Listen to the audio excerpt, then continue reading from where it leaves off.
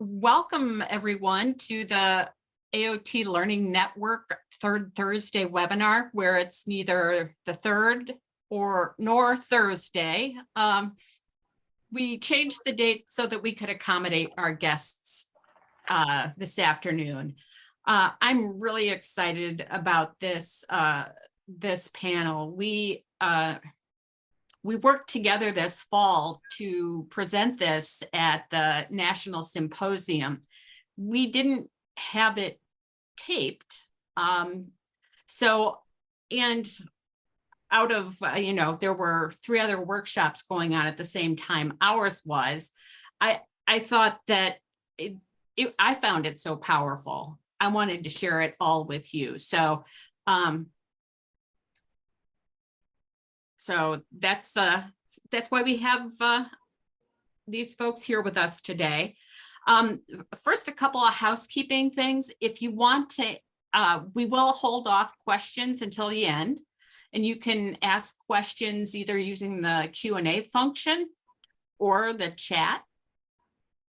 We have a lot of people but not too many, David, don't worry. We have people in the audience, so we are not able to open up mics and have people ask their questions live. So my name is Amy Lutz. I'm the director of AOT implementation at the Treatment Advocacy Center, and I'm going to ask this. The topic is peer support. And I'm going to go through the panel and ask them to introduce themselves, what they do, what their role is, a brief introduction of their AOT program, because we know if you've seen one program, you've seen one program, and then how long they've been involved with the AOT program. So we're going to start with Itzel, who's first on my screen. We'll do it that way. Hello, everyone. My name is Itzel Moya. I reside in Kansas. I have been involved with our AOT program since October of 2021, which was around the time that the pilot program started in the state of Kansas. And we currently have 6 AOT pilot programs up and going in the state of Kansas. And what's your role? Sorry, I am the AOT project director for NAMI Kansas. And what's NAMI's role in the AOT program? Right now, so NAMI, which stands for the National Alliance for Mental Illness, we are helping get those conversations started and really networking. So we offer those warm handoffs between community mental health centers, local consumer-run organizations, other state organizations within the state. We are able to help facilitate those conversations in order to grow AOT in each of the counties and hopefully eventually all throughout the state of Kansas. And you oversee 6 peer, what are they, what are your staff called?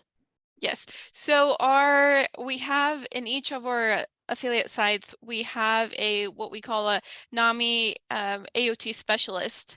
And with the NAMI AOT specialist, it's similar role as a peer support specialist, but our NAMI AOT specialist focuses on being able to provide resources, not just NAMI resources, also community resources and state resources. They're able to help connect a case manager, a therapist, a peer support specialist, a participant with any sort of resource that they might need in their area. Thank you. David. Hi, my name is David Rose. I'm a peer educator with the Harris Center for Mental Health and IDD in Houston, Texas. The AOT program has been in operation for about 3.5 years. We serve about 45. We have 1 project director, 1 peer educator, 2 LPHAs, and 9 care coordinators. I've been in the program for about 2.5 years, and I've been a peer for 9 years. Excellent. Jeanine, and by the way, we are very lucky to get Jeanine because she's actually on leave right now, but agreed to present with us. Hi, I'm Jeanine Schandel, and I'm from Milwaukee, Wisconsin. I work for the CARS Community Access to Recovery Services, the Assertive Community Treatment Team. And I've been with them for 2 years as the peer support specialist. I've been doing peer support specialist work for 9 years. Fabulous. Amy. Hi, I'm Amy Boone, and I am a peer support specialist with My Health, My Resources, Tarrant County. I've been with our AOT program since 2017. I provide peer support as well as peer supervision for our mental health jail diversion program, as well as our AOT program. Currently, our AOT program has 5 case managers and 2 peer supports, along with our program manager. Did you want us to say a little bit about like how our AOT works or not yet? Sure. Okay. So individuals go into the hospital on like a mental health warrant. They participate, a judge like sentences them to our program for 90 days. We work Commits, with, not sentences. oh, that's what they say, not sentences. They do a court commitment piece Exactly. for our program. Sentences is the wrong word. They have this court commitment piece, 90 days, and then they work with us peers for up to 9 months after that, if they choose to. All right. So the first questions will be for David, Jeanine, and Amy. So how would you define peer support? So peer support to me is being able to instill hope, empowerment, partnership with them, support, and advocacy. So, it's peer support is knowing how to take your past experiences, good, bad, painful or not, and use them to transform your own life. And then also be able to inspire hope in other people's lives. It's all about relationship building with peer support. We want to empower people to participate in their own recovery and to work through their fears and change and reconnect with themselves to their inner strength, allowing them to be all that they can be. Partnering creates partnership with individuals and assists them in the uncovering strengths that they already have inside themselves.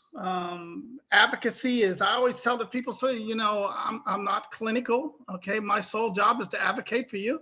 All right, whatever your goals are, wherever you are, that's where we're going to start. And I firmly believe that recovery is remembering who you are and then becoming all that you can be. So my job is to meet them where they are and then help them become all that they can be. I really love that helping someone become all they can be and really to thrive while managing their illness. I think that's an awesome way of looking at it. What about other peer supporters? How would you define peer support?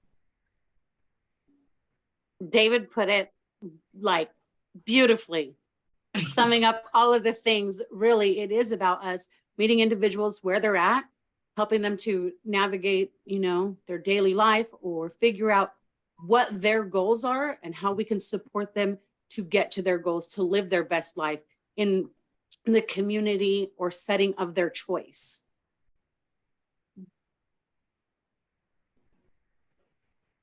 So what sort of activities do you engage in with folks?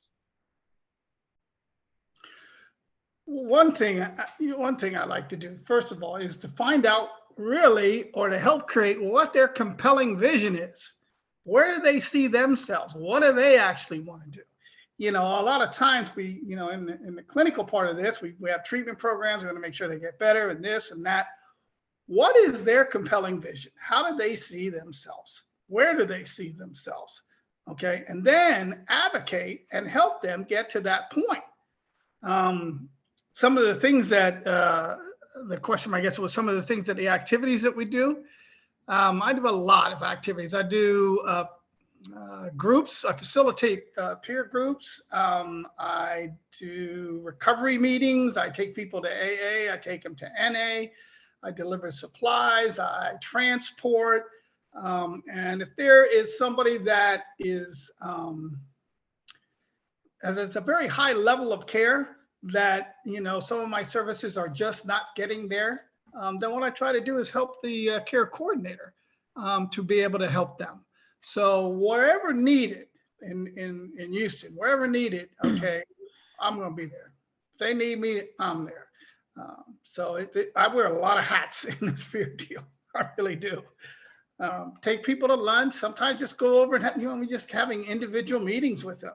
Just being able to sit down and have somebody to talk to. If you're locked up in a personal care home, and say locked up, but if you're in a personal care home and you're not getting out or something like that, just to take somebody to lunch, okay, to be able to take and, you know, sit down with them and talk with them, see how they're doing. That's a bright spot in people's lives at times. So whatever it takes. Yeah, Jeanine, what's your typical day? It depends on the client and what the client's needs were, like David just said, but it can be anything from, you know, checking in with them, seeing how their day's going, how they're feeling. It can be taking them to a doctor's appointment, teaching them how to do activities of daily living. You know, I've worked with the homeless community where you know, we helped get a young lady into her first apartment and she didn't know how to put up a shower curtain or make her bed. Like just little tasks to help them through their day that we take for granted, that, you know, like in the I also do what's called RAP plans, which is wellness recovery action plans. And that's, again, that's for them. That's not for me. It's not for the clinical aspect. This is your plan for your recovery and how you want to see your recovery. And that also helps me to gauge in what they want or need.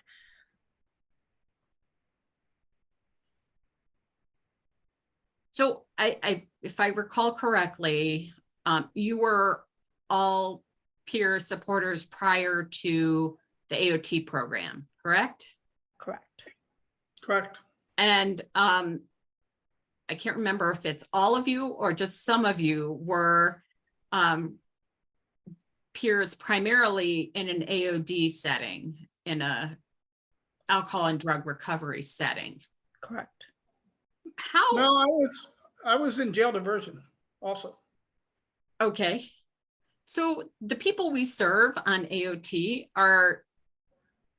can have much more severe illness and more disability than those who have substance use disorder. Mm-hmm. And some have treatment non-adherence and some don't want to see you at all.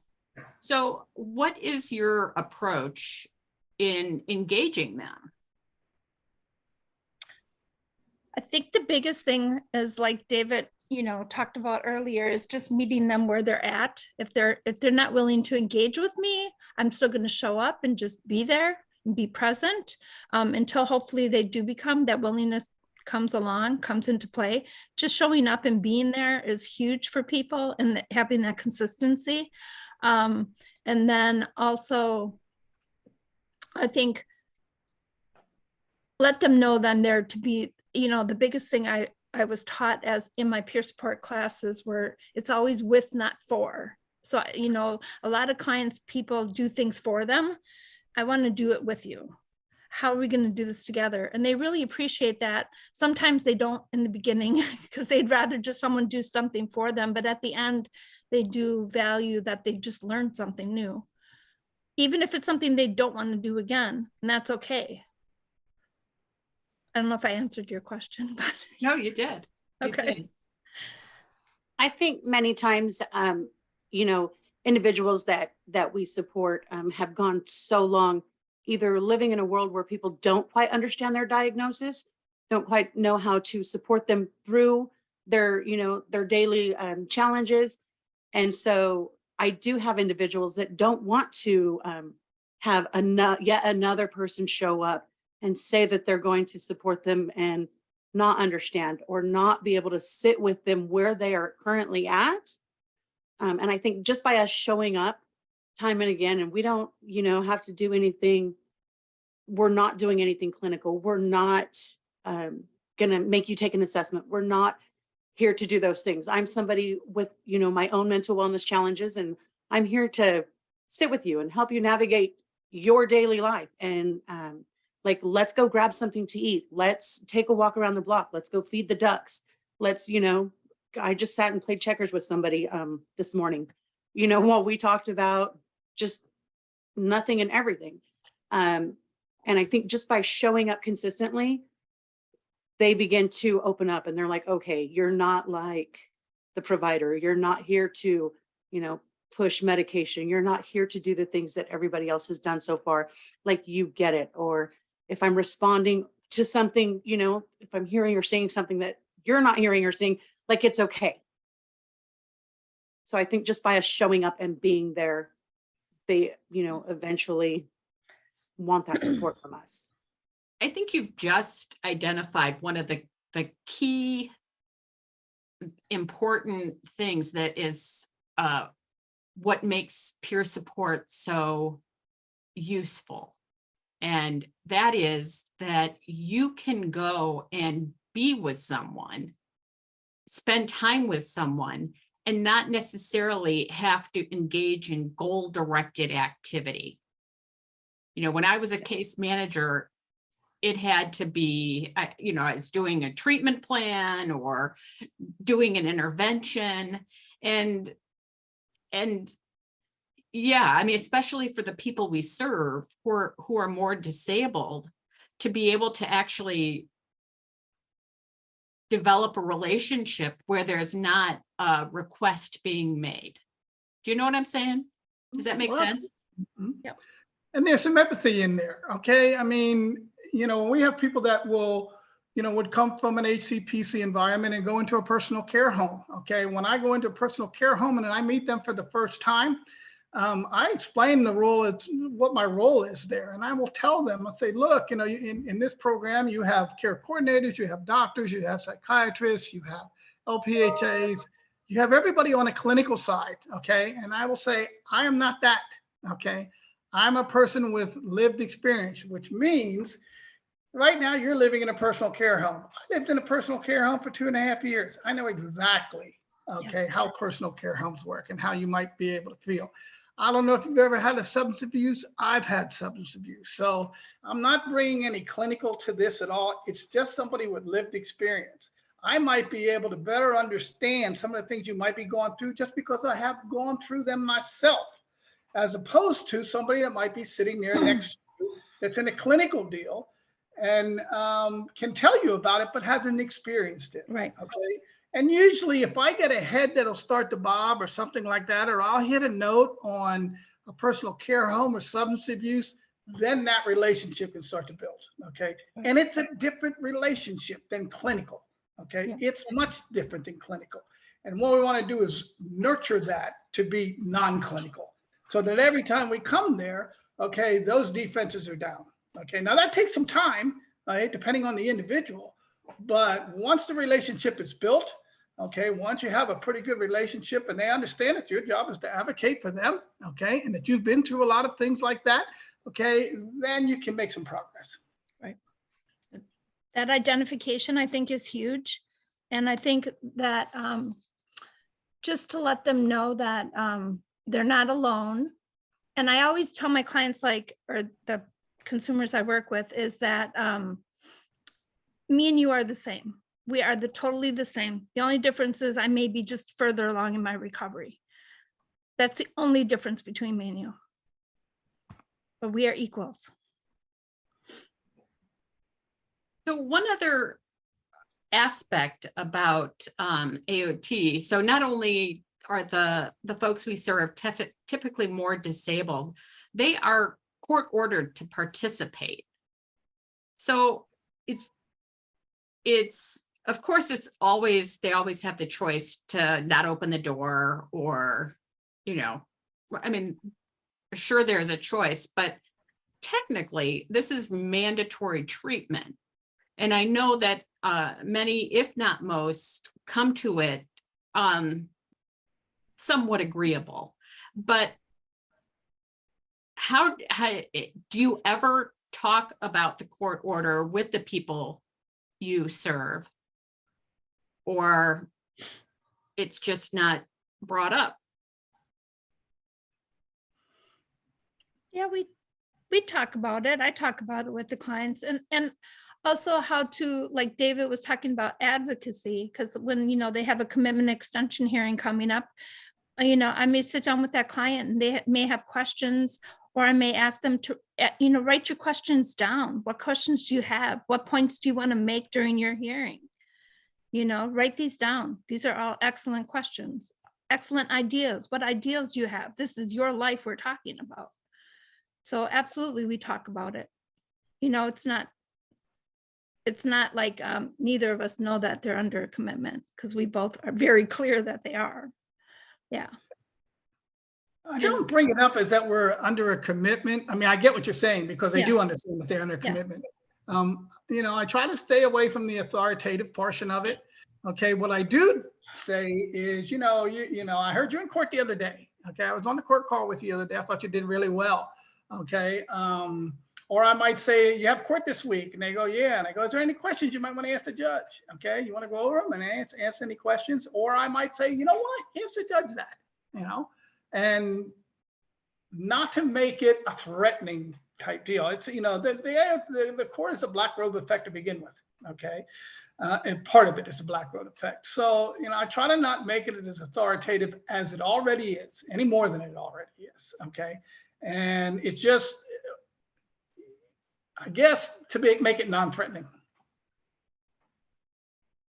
That makes perfect sense. And I know that at least two of you have more of an active court model. Amy and David have regular, the consumers have regular visits with a judge.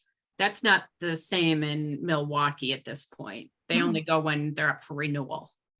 Correct. Well, we go every week. We have different people there. Let's talk about treatment planning. And Jeanine sort of alluded to this with the wellness recovery action plans, because that's kind of a treatment plan. So what is your role in treatment planning? I think, like I said, with the Wellness Recovery Action Plan, it is like a treatment plan, but it's their own personal plan. It's nothing I'm telling them they have to do. It's something we can work on together, or they work on by themselves, and we go over if they have questions. The actual treatment planning process, the clinical aspects of it is I do sit in on the treatment plan, and we go over the strengths, their strengths. I contribute to that part of the treatment planning, and then it's up for our clients to determine what they want to work on. So I do sit in on the meetings, and I add to it with, you know, addressing what their strengths are. So we have staffing on those. Oh, I'm sorry, go ahead. I'm sorry. And then I'm sorry, because I forgot this point of it. So being that I am in on the treatment planning, let's say there's certain things that they want to work on throughout the week. A lot of times that may be me that has extra time to help work on these things. So I do help the treatment plan, like, okay, if their job is to go back to school or to get a job, or okay, so what can me and you do sit down? I have a lot more time than like our clinical staff would. So I could take them to library and do some research. I can take them down to sign up for financial aid, or whatever the case may be. I help implement that treatment plan, help them to implement it. Yep. So I'll sit in staffing. Okay, and we have staffing almost every day, for a little bit, almost every day. And then part of that treatment program, they might want to have peer support going for help with you know, alcoholism, or, you know, substance abuse, or alcohol abuse. Okay. And they might ask for a referral from myself, and I'll start working with that particular individual. And if that particular individual is willing, okay, then we'll start on a recovery plan that might involve AA or something like that. Presently, I've had a couple of them go over a year in AA and get their 1-year chip and everything. A lot of times employment is in their treatment program, but you got to be able to pass the drug test, okay, if you want to get employment. So, you know, we have to work on, we try to work on if it's a chemical, if it's a substance abuse problem, okay, and then that's the, you know, the core problem in the beginning. Okay, then we need to work on that before we can do the employment. We have to get that under control. Don't have to cure it, just got to address it, okay? And if we can address that, then we move on to the next step. So there's different aspects of their treatment program that peer support can engage in. It just depends on the individual, and it also depends on the care coordinator. It also depends, you know, I've had psychiatrists say, Dave, I'd like you to work with this person in this particular, you know, in this particular aspect. And I'll say, okay, we'll do that. But I think we can look at the treatment programs, okay, if we need be, but the care coordinators usually will tell us what's in that treatment program, okay, and where we can work on, or what we can be a referral to, or how we can help, or where they want us to help. Again, whatever it takes. And I wish I could remember your exact verbiage, but you, early on this afternoon, you talked about helping someone realize their dreams. Do you remember the term you used? Compelling vision. Compelling vision, that's it. And Yeah, you you know, gotta have a compelling vision. Okay. in my work, working with folks who are just really disabled, I struggled with helping people to see a compelling vision outside of staying out of the hospital. And I think that's probably something that peers could do a lot better than Susie's social worker. How do you do that? See beyond just what they've known their entire life. So I do a little exercise, okay? One thing is I like to have them come to a group, and if they can't come to a group, I'll do it on an individual basis. I will take a blank piece of paper without lines on it. I will draw a circle, okay? I will put a stick man in the bottom of that circle, and I will say, this is you, okay? And I say, I have the magic pen, okay? And if you looked in this circle, in this perfect world of yours, okay, and you saw you in the bottom here, what else would be in there with you? Okay. And so you might have to help them a little bit, grasp the understanding of that. But once they grasp it, okay, then you'll be amazed at what happens in there. A lot of times what you'll see if what I call people in survival mode, if they're, you know, if they're competent enough to do this, okay, and they're in survival mode, well, survival means that everything is being done for them in the AOT program, basically, okay? Food, shelter, clothing, and everything else like that. And I've done this compelling vision, or what I call the end game, okay, because that's what the group is called, you know, hundreds of times. And it's all the same. I want my own place, okay? I want my own transportation. I want my own job, okay? I want to see family, okay? So when you do this with a stick man, you might see family in there. Oh, is there anybody else in there with you? Yeah, well, there's my wife, or there's some kids, or there's my mother in there, okay? What else would you like? Well, I'd like to have my own house or my own apartment, okay? So once you get all of that in there, and basically in the beginning, okay, it's virtually the same, okay? And when I bring it down, I say, what do you really want? And they said, I want my independence. And that's what it is, okay? In some shape or form, they want their independence. I want my own job, my own place. I want to pay my own bills. I want to be a member of society. Now, it manifests itself in different ways, okay?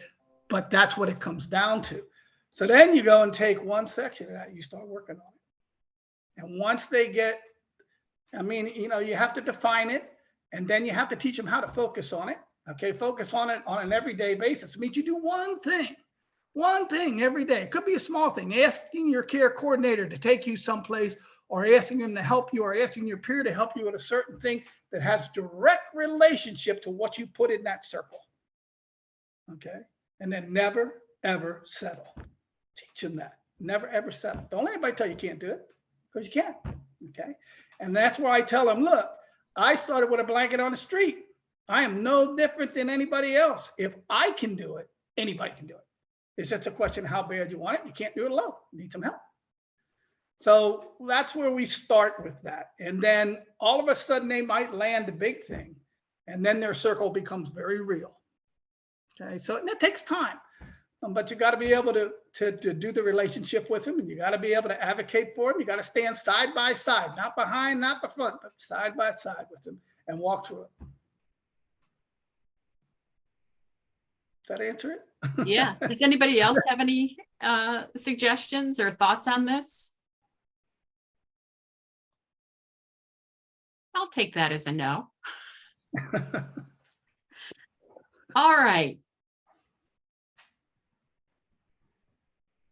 Itzel, you're the supervisor. You employ peer staff. So what do you look for when hiring a peer supporter besides lived experience? Well, the number one thing is lived experience, but besides lived experience is being able to communicate well, because communication is important in any sort of treatment team and any sort of collaborative experience. And not just with the communication, we also need the advocacy. You know, as everyone mentioned in one of the early questions, advocacy is very important because they have to advocate for themselves. You know, sometimes we see in certain situations, there might be someone in the treatment team mix that does not want to listen to the peer support opinion. So being able to advocate that you are the person with the lived experience, you are the expert in that field, and also advocating for any consumer that you're working with. And that also ties in, as David said before, you know, empathy is very, very important. Being able to have that empathy, and everything really does tie up. That those communication skills, that empathy, that advocacy, they tie up, and they are all driven really by that lived experience that the person has.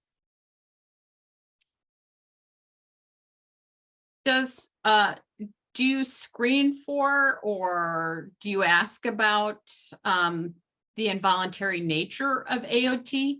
And the reason I ask that is because, you know, when we,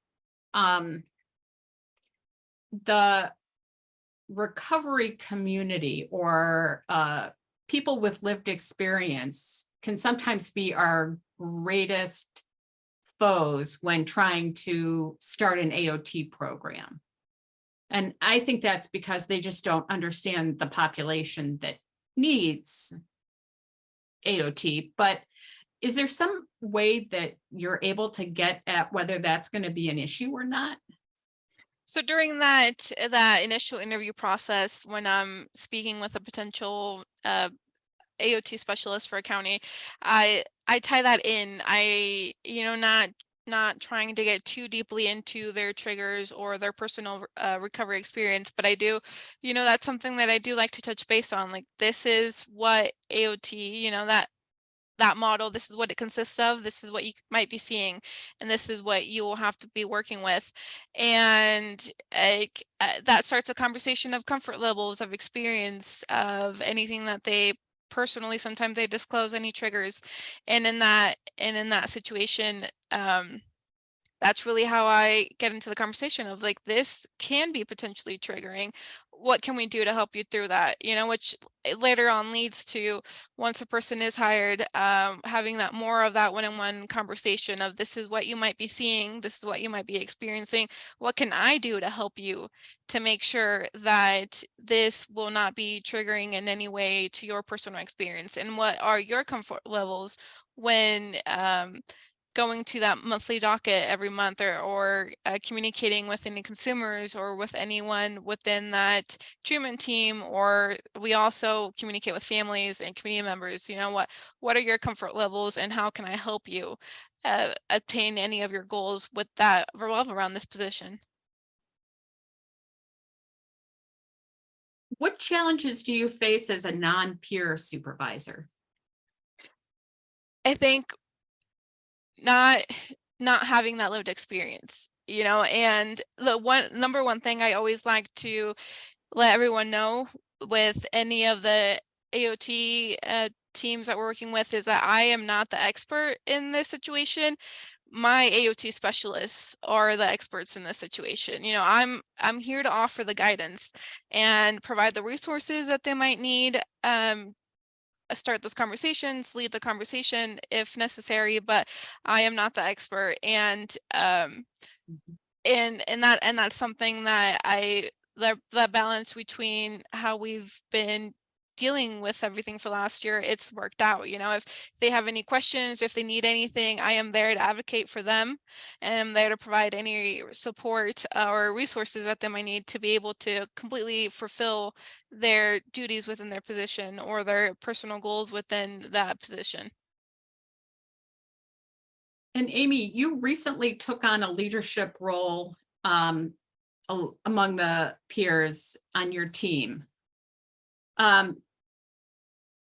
And you're not a supervisor, but you're in a leadership role. What challenges do you face as a peer?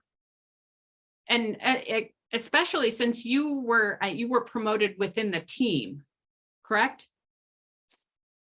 Yeah, so I think initially going in, some of my challenges I thought that I would face would be going from straight like the coworker to also now providing, you know, some supervision to the peers. I felt like, you know, that they would view that shift in my role in a negative way, but it was not taken like that, or has not been taken like that yet. So, so because I do also work for two separate teams, I do feel like, you know, a really big sense of community and support from one of my teams, and the other one, there is a little bit like just from like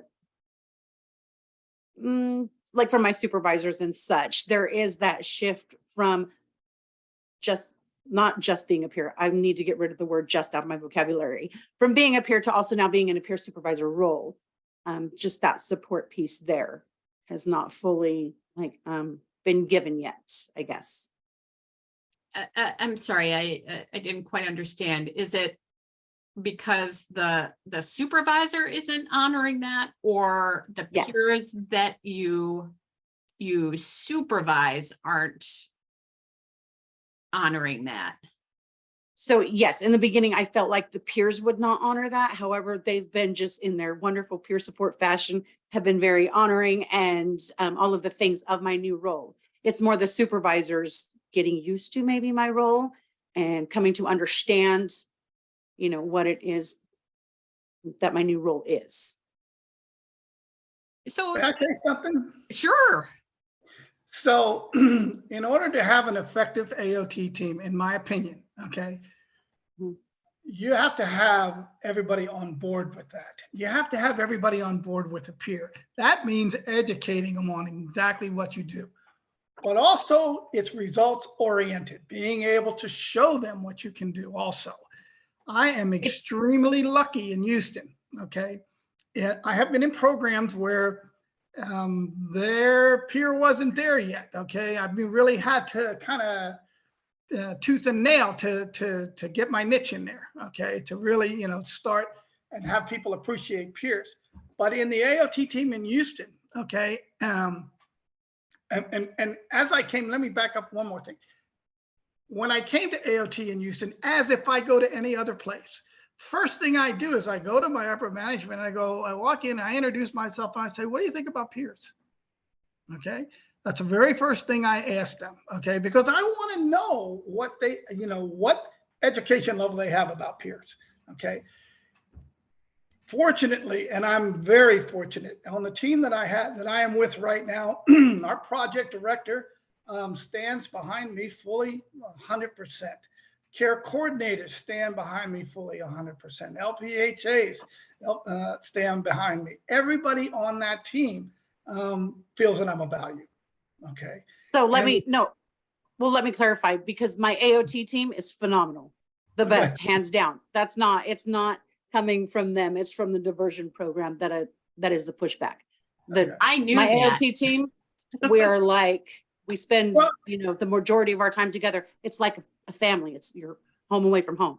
You spend the majority of the time with your coworkers, And even though we have like 90% of our team is new, we are learning. And I think we have just recently started to like find our groove to where we are rolling. Right.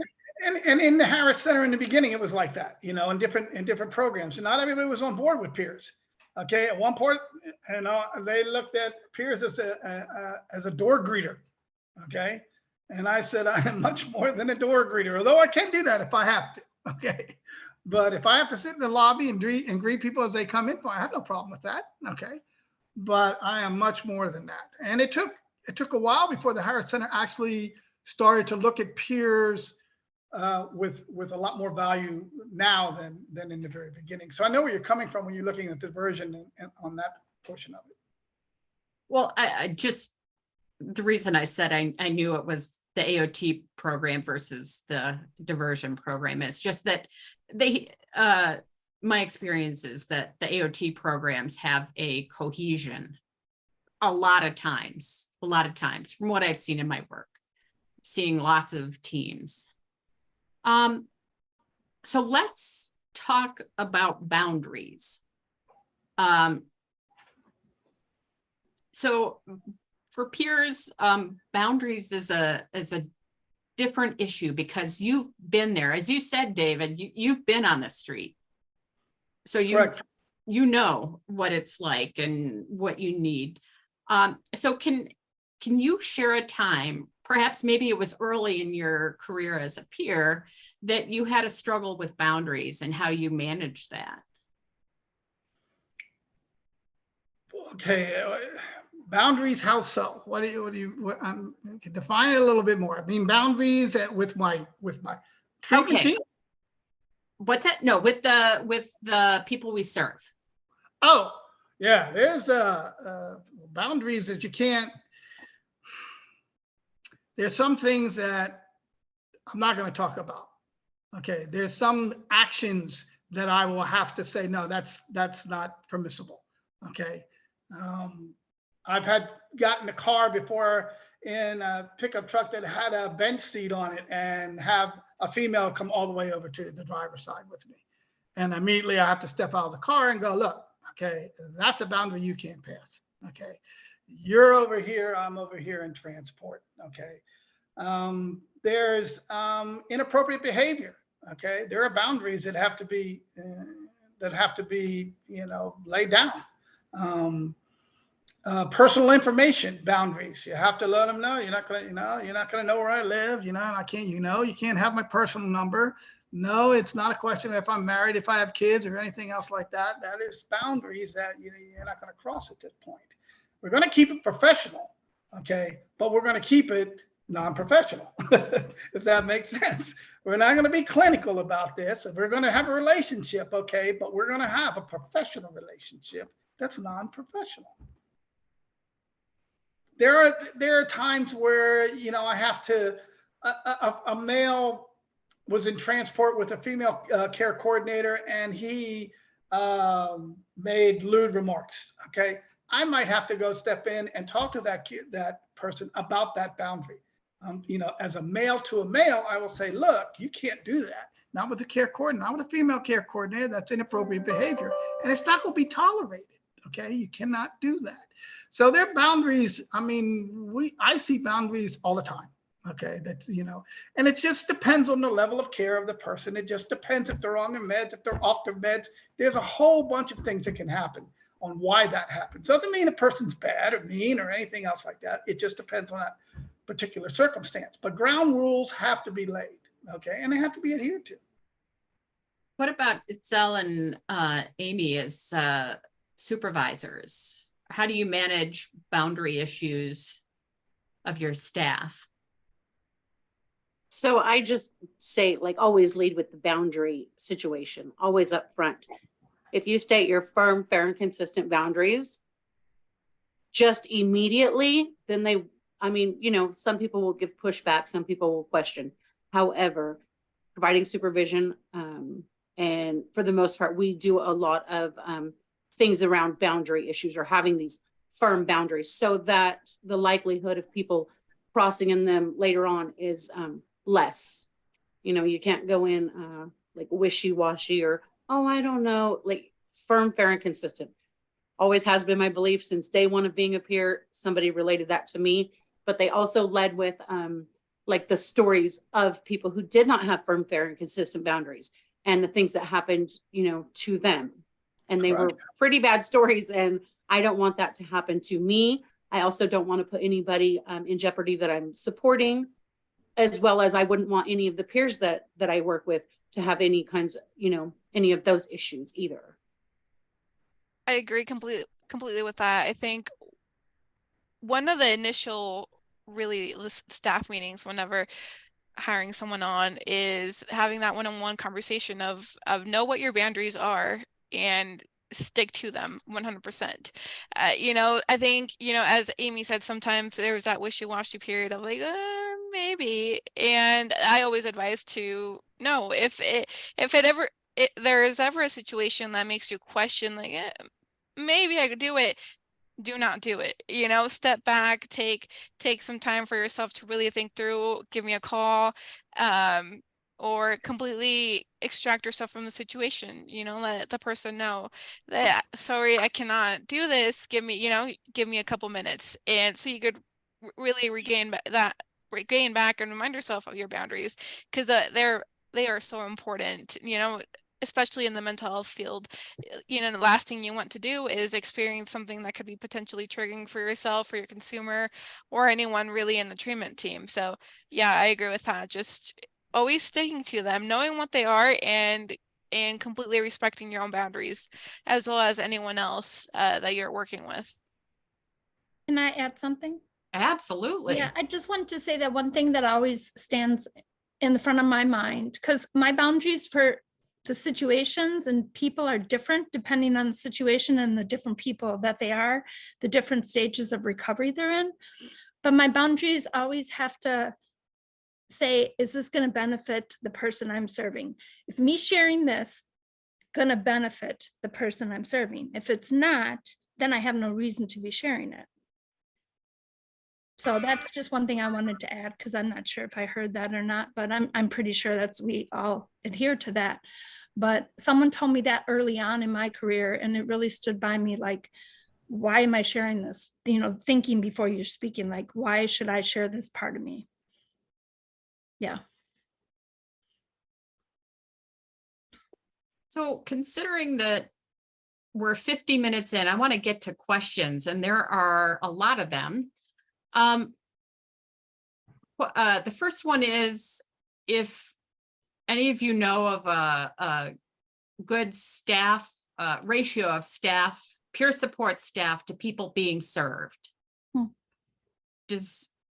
And I don't have an idea for that. Do any of you, or what is your ratio on your teams? I see about 20 a week. I'm the only peer. Yeah, I'm the only peer too. And how many people on your program, David? You have 30 something? 43, 45, 45, but I don't get to see all of them all the time. It's just almost an impossibility to do that. Okay. So, but I'm booked, you know. So I don't have an answer to the good ratio or not, although I'd like to see another peer on ours. Amy, you have a peer heavy program. Currently it is me and one other peer at the AOT program. We're looking to hire 2 more peers. Currently, like our active active individuals in our program, I want to say between like 44 and 46, but individuals come to us, several individuals every single week that we're working with. And we see our folks like 3 times a week between us and the case manager. So it is. Are you in a rebuilding phase? Because at one point I thought you had more than that. We used to. So we are in a rebuilding phase. As are many programs. Yes. Recently like I said, we went from I think it was like 1 case manager to 5 case managers. Wow. So, I mean, the number of folks that we can support through this process, you know, of course we would take everybody that we could, and not turn any away. Just because we see them benefit so much from the extra added support. So yeah, we are currently in a rebuilding phase. Yeah. Jeanine, how many are on your team? We have I want to say between 80 and 90. You have 80 people on your AOT team? Oh, on my team or the people we serve? The people we serve. Yeah, the people you we serve. serve. It's 80 to 90. Oh, wow. Okay. It depends. It depends. Like it fluctuates. That's how many we've served, but it fluctuates. So there may be right now we have active. I'm bad at guesstimating. I would say like 30 right now, 30 that are active. Okay. So it sounds like about 30 is pretty general. And you all are full-time. Yes, correct. Correct. And Itzel, your staff have much smaller numbers, but are not full-time. Yeah, no, my staff is, again, since we are with the NAMI AOT specialist, we do more of those resources and making those connections and doing those handoffs. It's like about 10 hours a month what we do, but we are barely starting up. So some of our counties, they have one AOT consumer, and the county that has the most AOT consumers right now, I think they're up to like 14. But we've been doing this for about a year is when officially the first county started doing AOT. So as we see those numbers grow, I think that's where we start seeing the importance of that collaboration, because those counties, they do have one peer specialist. Some of them have two. So that's where the collaborative work comes in, of being able to communicate like, hey, I'm seeing this person on Wednesday. Can you have a resource list for me ready? And that it really does help balance out all the work that they have. And someone asked about nomenclature, and I know peer supporters are called different things in different places. So what's your title again, David? Is Peer educator. Peer educator. Jeanine, what's your title? Peer specialist. Peer specialist. Amy? Peer specialist. Peer specialist. And because of your NAMI, it's a little different than peer specialist. So in Kansas, the peer supporters are peer support specialists that we see in every county, and then the ones that are specific to NAMI, they're the AOT specialists. AOT specialists.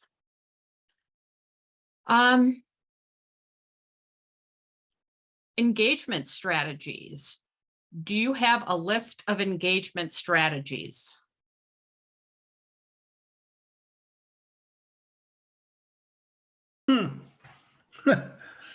I think that in terms of engagement strategies, you explain them really, really well without actually enumerating them. And that was being there without requiring something back, right? You know, being able to spend time with someone without them having to engage in an intervention or work on the treatment plan. I mean, just being able to be themselves. And so the engagement strategy really comes into play, when you first meet somebody. Okay, that to me is like extremely important in the first time that you're meeting somebody. Okay, and to let them know, as we were talking before, that you're not there to be clinical. Okay, as far as the peer goes, you're not there to be clinical. You're about to meet them wherever they want to be. You're explaining what your role is. Okay, and then watch those defenses come down. The trick here is to see the defenses come down and have a good communication with them, start to build a good relationship with them. And when you leave on a good note, so that when you come back, okay, they remember that good note. Okay, and that's what it's about. It's about the relationship building with a person in the very beginning. You can go in and have a bad experience, and if you have a bad experience the first time, it's going to be twice as hard.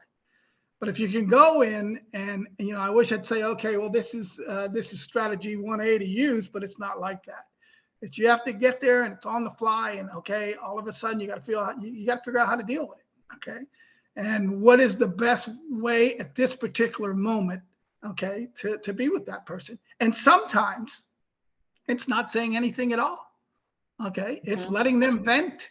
It could be, I mean, I've sat there for a long time and listened to people vent. Okay. Just vent and vent and vent. And I'll look at them and go, I understand. Okay. So it just depends. Okay. But I think the first engagement, you know, can set the tone. So, I think this is an interesting question. So, you know, we've used the term person with lived experience before, and someone brought up that we should really change the term to person with or living experience, so that it's not just that your experiences in the past, but that it's ongoing, because these are chronic conditions, right? What do you think about that?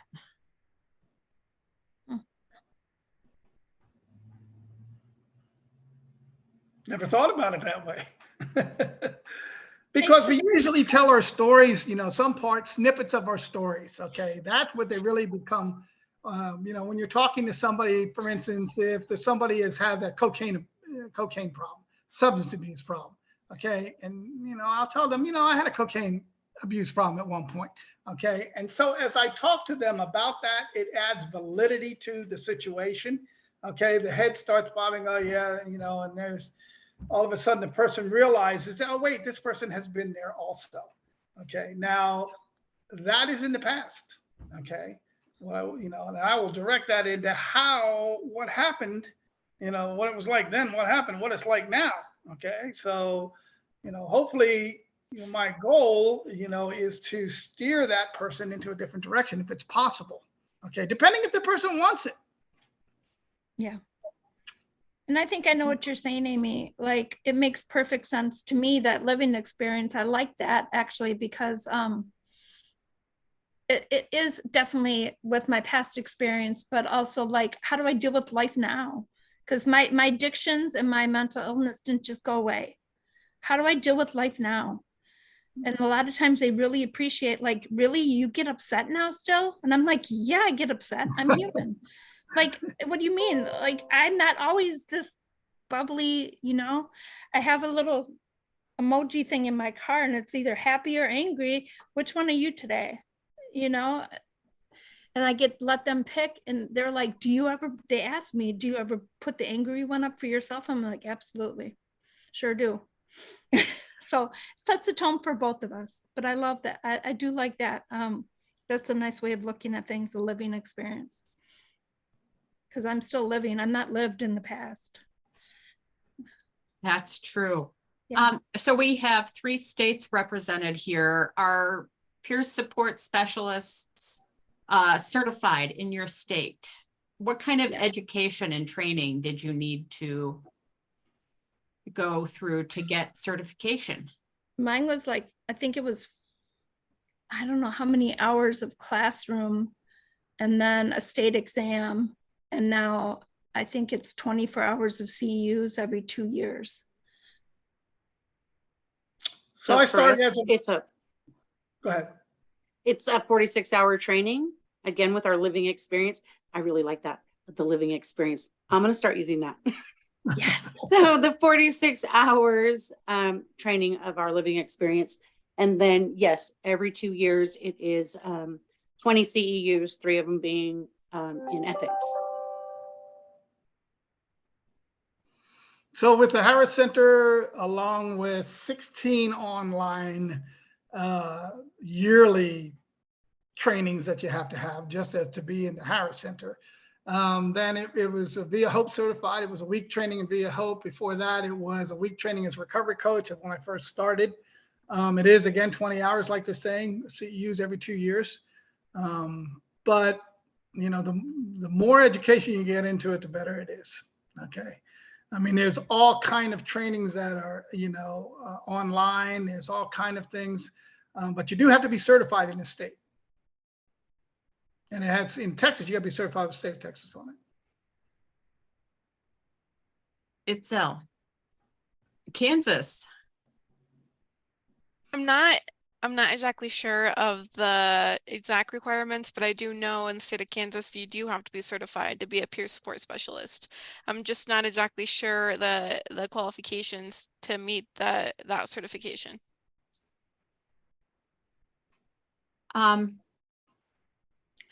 And before we, I'm just, give me a second here. I'm looking through questions again. So there are questions about job descriptions and things like that from anonymous attendees. If you would send your question to AOT@treatmentadvocacycenter.org, we'll get you some job descriptions.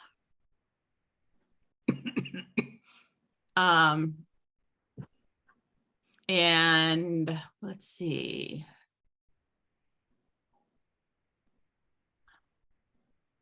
Oh, a question was, does your agency do, is it a peer-only agency? And I don't think anybody's working for a peer-only agency. They're in community mental health centers. I will ask this, no one has to answer. What's a salary range for a peer support specialist? I think in the state of Wisconsin, it goes between 17 and like 22. I'm lucky being, I'm more in the government aspect, so I make about 23. Is that an hour or? Oh, correct, sorry. So in Texas, okay, or in our agency, if you're a peer specialist, you'll start somewhere around 30, maybe a little above on an annual basis. If you're a peer educator, you go up from there. The difference between a peer specialist and a peer educator in our agency is that one has to have a degree. Now, I fought on that for a long time because I don't believe that you need a degree to be a peer educator, okay? But you do need the experience. And after 7 years or 8 years of being a peer specialist, I challenged it, okay? And I was lucky enough to get it. And so that's how I moved up in the agency to the next bracket.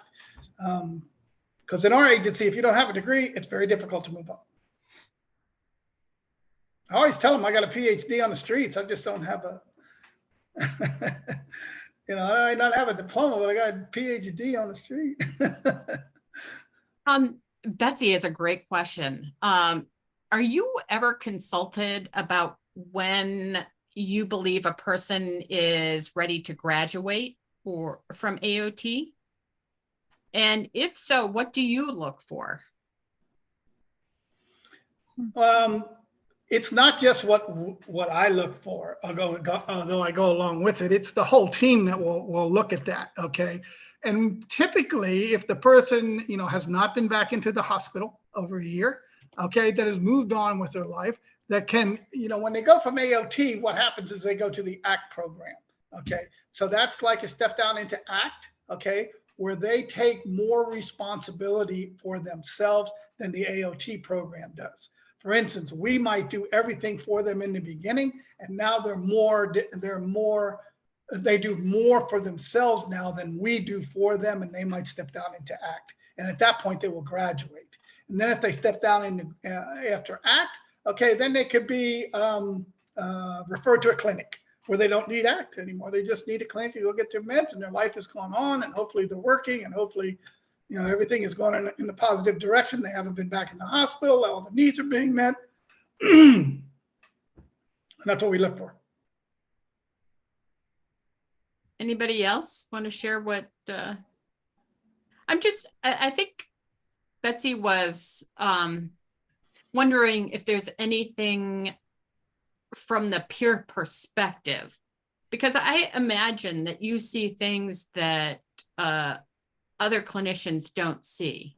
Yeah, I think so too. I think there's times when, you know, like I can tell like if someone's just blowing smoke up someone's backside or not. You know, like I can tell, like, you know, you just get a vibe, but like, because I've been there, did that. I used to say the same thing as you.